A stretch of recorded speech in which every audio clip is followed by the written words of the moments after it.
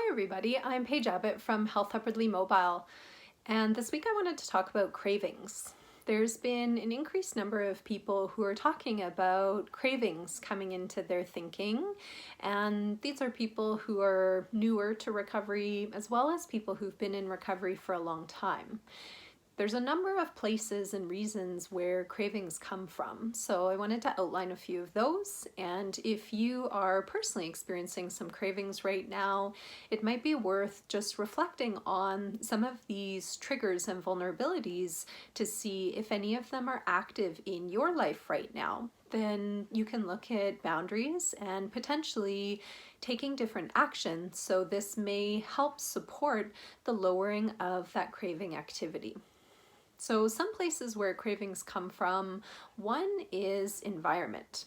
Right now, we're all in a kind of more unique situation that the environments that we have the opportunity to be in are quite limited. So if you are in an environment fairly consistency that comes with a lot of triggers and vulnerabilities for you, then that might be something worth exploring. So being in an environment that's quite stressful, chaotic, where there's a lot of demands on you, where there's dysfunction, where there's enmeshment, where there's other disease activity. So for instance, the relationship comes with more exposure to unhealthy food or other unhealthy behaviors. This can drive a flare-up in craving for a substance or behavior that you are personally vulnerable to.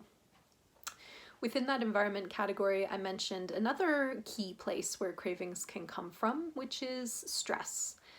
Really any kind of strong feeling, but stress is a main one. It can also be anger, it can be shame.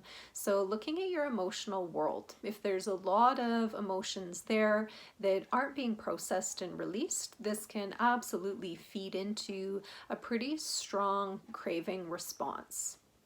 Another place that cravings come from is exposure, and exposure to substances or behaviors that are activating for you. So if there are actual substances or the behaviors that you're trying to get away from in your home and in your environment, then looking at boundaries and looking for ways to maybe remove those from the home would definitely be encouraged.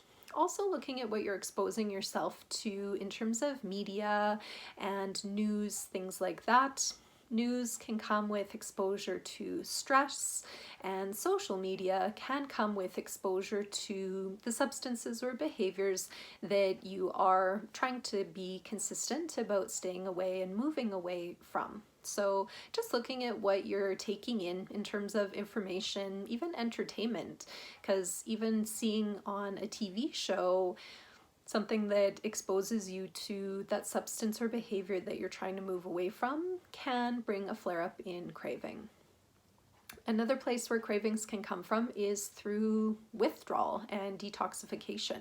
So if you're in the early stages of your recovery journey with a behavior or a substance, it's pretty common that that will come with a high degree of craving.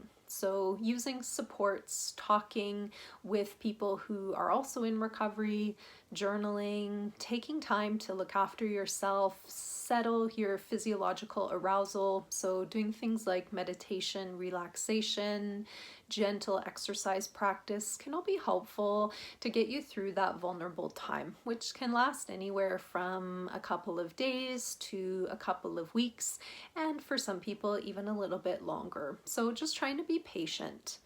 The last thing I would say about cravings is just to be accepting that they are part of the addiction and recovery cycle and journey. So just because a craving has come up doesn't mean that it needs to be or will be followed by action. There's plenty of opportunity to do things differently along the way. So trying not to feed into fear or catastrophic thinking, which addiction may be trying to throw your way, and just dealing with it as a piece of information. So as we've gone through this video, that's the information that you can be looking at. So what are these cravings telling you about yourself, your feelings, your environment, and what's happening around you as well as inside of you. So there's a lot that we can learn from cravings. We don't have to view them as scary or a bad thing. And just remembering that a craving doesn't necessarily mean that there's going to be acting out or a relapse there. There is the risk, but it's important to just handle cravings as you would other parts of your addiction and recovery journey. I wish you all the best during this time. I hope that you're all continuing to engage in recovery action to support yourself and looking at the ways that you can continue to nurture your physical, emotional, relational, and spiritual health during this time. Thanks for watching. Take care and bye for now.